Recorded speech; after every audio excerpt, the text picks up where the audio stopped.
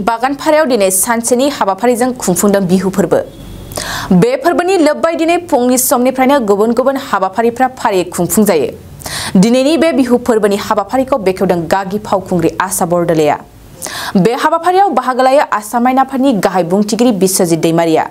रायजोआव मुवा बेसादफोरनि बेसेन बांनायनि सायाव खौरांगिरिनि सोंथि खालामनायाव गाहाय बुंथिगिरि बिश्वजित दैमारिया बुंदों, बेसेन बांनायखौ होबथानोब्ला सरासनस्रा सुबुंफ्रा आबादनि फारसे गोसो होनांगोन। जुदि मुवा बेसादफोरखौ दिहुननो नागारै गासिबो मुवा बेसादफोरखौ बायनानै जायोब्ला बेसेन बांनाया जाखागोन।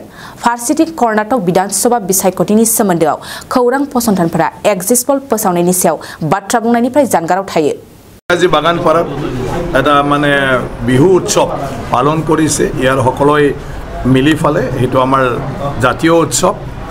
গতিকে জাতীয় উৎসৱ হিচাপে প্ৰত্যেকজন অসমীয়াই বা অসমবাসীয়ে সেই উৎসৱটো আমি সবে খুব ধামধামেৰে পালন কৰোঁ আৰু গোটেই মাহজোৰা আমি পালন কৰোঁ। গতিকে সেইটোৰ কাৰণে আজি যিটো বাগানপাৰাৰ বিহু, সেই বিহুটোৱে আমাক সকলোকে ইয়াত একত্ৰিত হৈ সবে সবকে লগ পোৱা, নিজৰ মাজত দুখ সুখৰ কথা পতা এই সুযোগটো আনি দিলে। আনফালেদি আমাৰ সংস্কৃতিটো পৃথিৱীৰ বুকত সদায় চিৰযুগামী কৰাৰ ক্ষেত্ৰত এয়া যথেষ্ট অৰিহণা যোগাব। চৰকাৰৰ দ্বিতীয় বৰ্ষপূৰ্তি হ'ল না, চৰকাৰটো চৰকাৰৰ কাম কৰি আছে, সব দিশে আগবাঢ়ি আছে। প্ৰত্যেকজন অসমৰ মানুহে উপলব্ধি কৰিব পাৰে যে আগৰ অসমৰ মানে অৱস্থা আৰু আজিৰ অসমৰ অৱস্থা, আন্তঃগাঁথনিৰ পৰা আৰম্ভ কৰি বিভিন্ন দিশত অসমে এতিয়া বহুতখিনি আমি মানে আগবাঢ়িব পাৰিলোঁ। আৰু আহি থকা দিনটোত এনেকুৱা ধৰণৰ গতিত সবে যদি মিলি আমি অসমখনৰ কাৰণে, অসমৰ প্ৰত্যেকজন মানে নাগৰিকৰ কাৰণে আমি যদি সবে মিলি ফালে কাম কৰি যাওঁ, তেতিয়া অসমখন পৃথিৱীৰ যিকোনো উল্লেখনীয় ঠাই বা ৰাজ্যৰ নিচিনাকৈ অসমখনো হ'ব। গতিকে এতিয়া মনৰহে দৰকাৰ। অসমত এতিয়া অসমে কৰিব নোৱাৰা একো নাই, কিন্তু অসমীয়াই সিদ্ধান্ত ল'ব লাগিব যে আমাৰ দৰকাৰ কি, আমি কি কৰিব লাগে। তো এইখিনি কৰি গৈ থাকিলে হ'ল। এতিয়া আমাৰ সব আছে, আগৰ এই অৱস্থা নাই।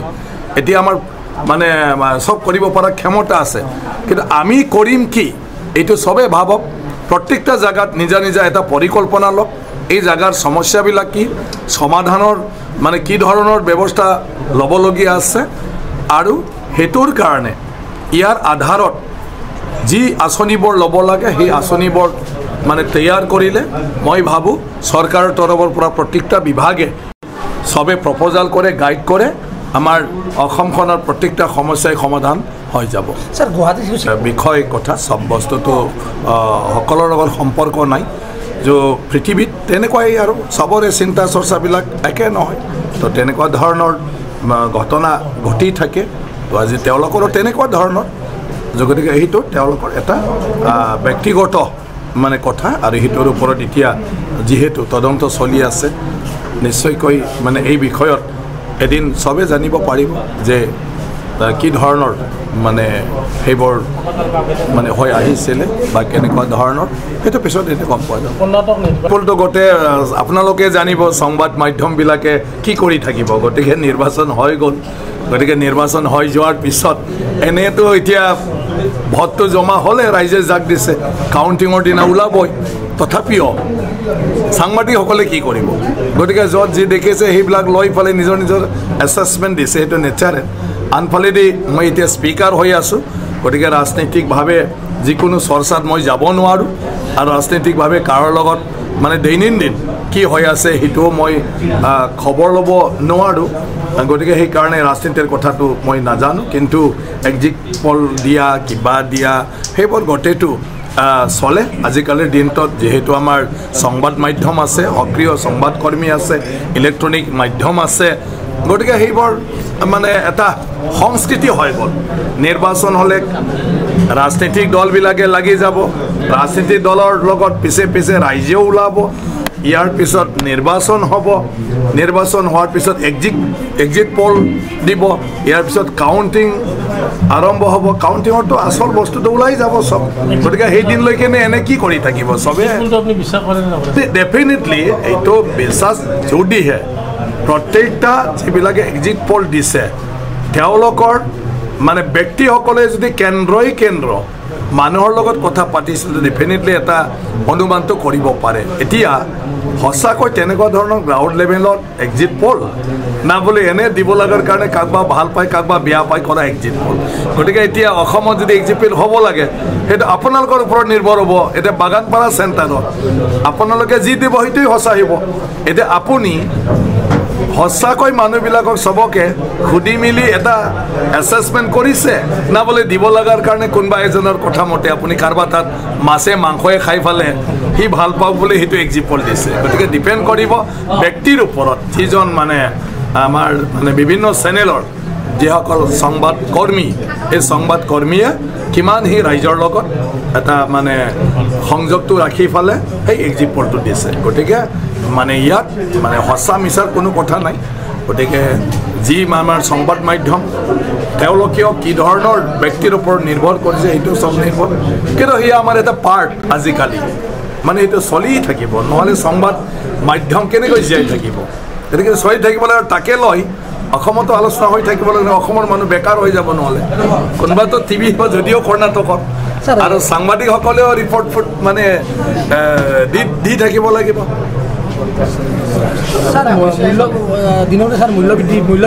থাকিব চবৰ ক্ষেত্ৰত আমি তাৰ লগত মোকাবিলা কৰাৰ কাৰণে চিন্তা কৰিব লাগিব মূল্য বৃদ্ধি আমি ৰোধ কৰিব নোৱাৰোঁ গতিকে মূল্য বৃদ্ধিৰ হোৱাৰ বহুত ৰিজন আছে এতিয়া মই এটা কথা আগৰ পৰাই কৈ আছোঁ আমি যদি জলকীয়া এডালো যদি ৰুই নিজে খাব লগাটো কিনি খাব বিচাৰোঁ তেতিয়াতো জলকীয়া উৎপাদন কৰা মানুহজনে সেইটোতো যথেষ্ট তেওঁ মানে খৰচা কৰিব লাগিব না লেবাৰ লগাব লাগিব নতুন টেকন'লজি লগাব লাগিব তেওঁ সদায় মানে পানী চোৱাৰ পৰা আৰম্ভ কৰি জংঘল চাফা কৰা আৰু কিছু সাৰ চাৰ দিয়া গতিকে খৰচ হিচাপ নিকাচ মিলি জীৱনটো সি তাতে লগাই গৈছে গতিকে সিহঁতো তাৰ ওপৰতহে ৰেটটো ধৰিব গতিকে উৎপাদনকাৰীয়ে যিটো ৰেট ধৰে আপুনি সেইটোতো দিবই লাগিব কিন্তু আমি যদি প্ৰত্যেকজনে নিজে নিজে জলকীয়া খাব লগা দুডাল জলকীয়া যদি ৰুই লওঁ তেতিয়াতো আপোনাৰ জলকীয়া কোনে কিনিব নেমু টেঙা যদি আমি চবে ৰুই লওঁ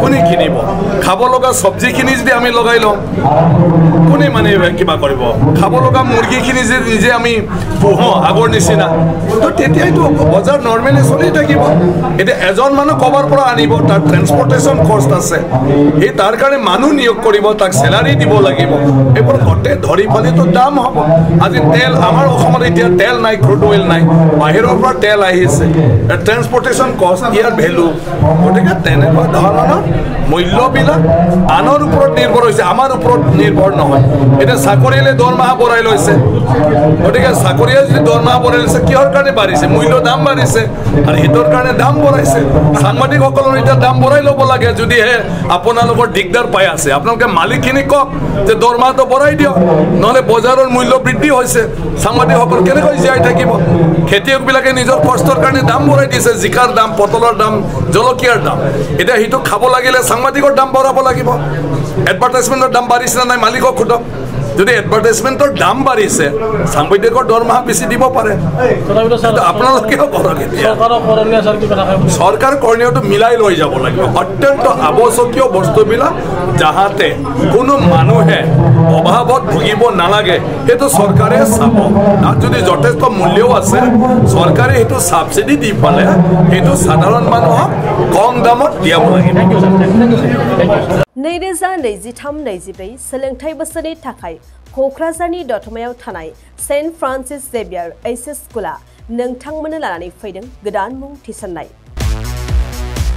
दतमानि बोरसिजरा गामियाव थानाय सेन्ट फ्रान्सिस जेभियार एचएस स्कुलाव दायो आर्ट्स स्ट्रीमाव 11 थाखोनि थाखाय गोदान मुं थिसननाया सोलिगासिनो बोसोरै फरायसाफोरा मोजां जौखोन्दो लानानै उथ्रिसारनो हानाय बायदिनो बे फरायसालियाव नोंथाङाबो गुनगोनां सोलोंथाइखौ लानो हागोन लोगोसेयैनो बे फरायसालियाव सोलोंथाइनि मोजां थासारिखौ बिथा खालामनानै हौवासा आरो हिन्जावसानि थाखाय आलादा आलादा हस्टेलनि खाबुबो दं गोसो गोनां बिजाथि एबा फरायसाफोरा आर्ट्स स्ट्रीमाव 11 थाखोनि थाखाय मुंखौ सेन्ट फ्रान्सिस जेभियार एचएस स्कुलाव थिसननो हागोन मुं थिसननायनि बागै आबुं बाथ्राखौ मिन्थिनोब्ला नैबे मबाइल नम्बर 7637819350 एबा 6900559217 आव थोंजों सुलाद लानो हागोन।